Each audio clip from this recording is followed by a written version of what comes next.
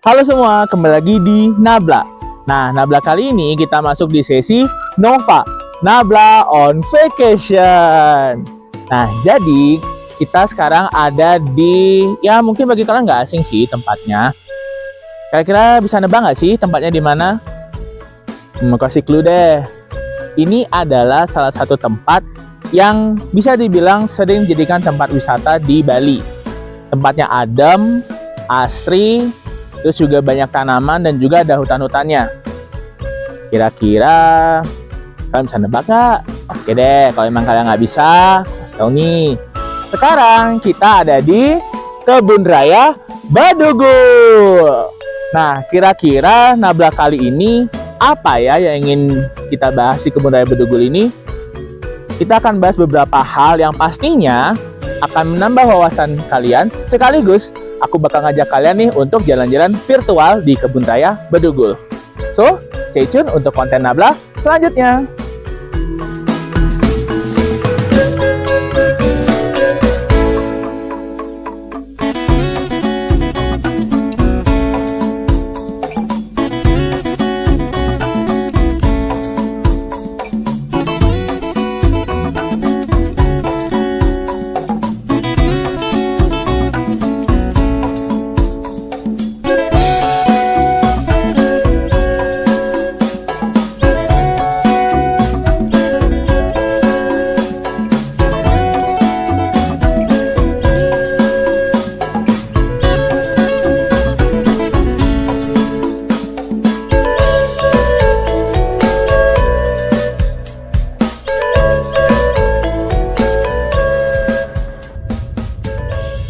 Guys, orang tuh bergerak nggak sih?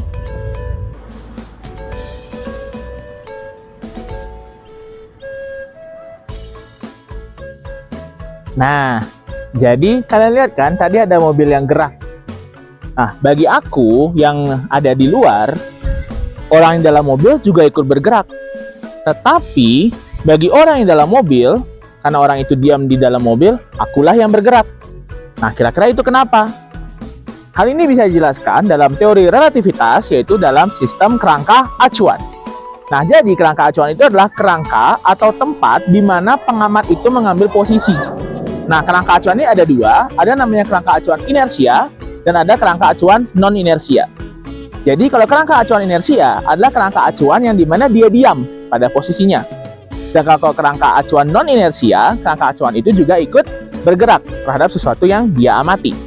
Nah, bagi aku adalah kerangka inersia, di mana aku itu diam dan melihat mobil itu bergerak. Jadi seolah-olah orang yang ada di dalam mobil itu juga ikut bergerak dengan kecepatan yang disebut sebagai kecepatan relatif. Nah, tetapi orang yang di dalam mobil itu melihat akulah yang bergerak, karena dia juga ikut bergerak bersama dengan kerangka acuannya. Nah, itu disebut sebagai kerangka acuan non-inersia. Jadi dia juga ikut bergerak terhadap kerangka acuannya, sehingga dia melihat seolah-olah akulah yang bergerak. Padahal sebenarnya aku yang di luar mobil itu yang diam, sedangkan orang itu yang bergerak. Nah, seperti itu teman-teman. Jadi dalam fisika itu, ketika kita ingin meninjau suatu pergerakan dari partikel, kita perlu pastikan adalah kerangka acuannya dulu. Kerangka acuannya apakah inersia atau non-inersia? Karena jika kerangka acuannya adalah kerangka acuan inersia, maka pengamat itu diam terhadap benda yang bergerak, sehingga analisisnya kita bisa menggunakan bantuan analisa hukum Newton seperti yang sudah banyak dipelajari ya.